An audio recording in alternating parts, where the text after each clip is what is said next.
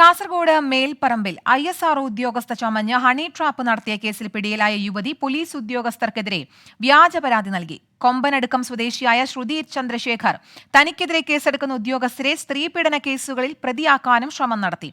അരുൺ പാറയ്ക്കൽ ചേരുന്നുണ്ട് വിശദാംശങ്ങളുമായി. അരുൺ, എന്താണ് മറ്റു വിവരങ്ങൾ?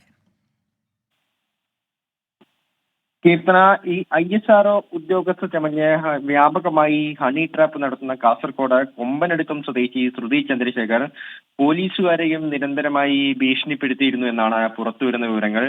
യുവതിയുടെ കള്ളത്തരങ്ങൾ കയ്യോടെ പിടിച്ച പോലീസ് ഉദ്യോഗസ്ഥർക്കെതിരെയൊക്കെ വ്യാജ പരാതികൾ നൽകുന്നത് ഈ ശ്രുതി ചന്ദ്രശേഖരന്റെ ഒരു പതിവ് ശൈലിയായിരുന്നു.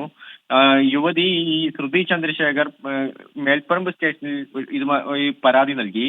എന്നാൽ ആ പരാതിയിൽ കഴമ്പില്ല എന്ന് അവിടുത്തെ പോലീസുകാർ കണ്ടെത്തി.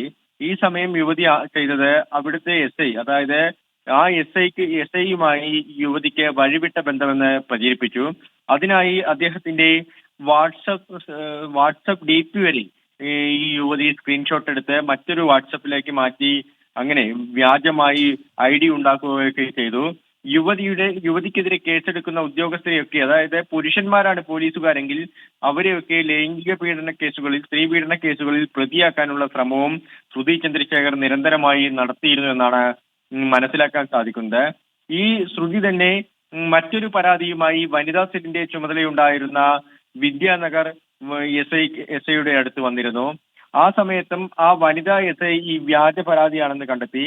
ആ വനിതാ SIക്ക് നേരെയും വ്യാപകമായ ആരോപണങ്ങൾ ശ്രുതി ഉന്നയിച്ചിരുന്നു എന്നാണ് ഇപ്പോൾ പുറത്തു വരുന്ന വിവരങ്ങൾ. ഡിവൈഎസ്പിക്ക് ഉൾപ്പെടെ ശ്രുതി ഇതുമായി ബന്ധപ്പെട്ട പരാതി നൽകിയിരുന്നു. എന്നാൽ ആ പരാതിയൊക്കെ വ്യാജമാണെന്ന് പോലീസ് കണ്ടെത്തുകയാണ് ചെയ്തത്. പല പോലീസ് സ്റ്റേഷനുകളിലും യുവതി കാണിച്ചിരുന്നത് വ്യാജ തിരിച്ചറിയൽ രേഖകളെന്നും പുറത്തു വരുന്ന വിവരങ്ങളുണ്ട്.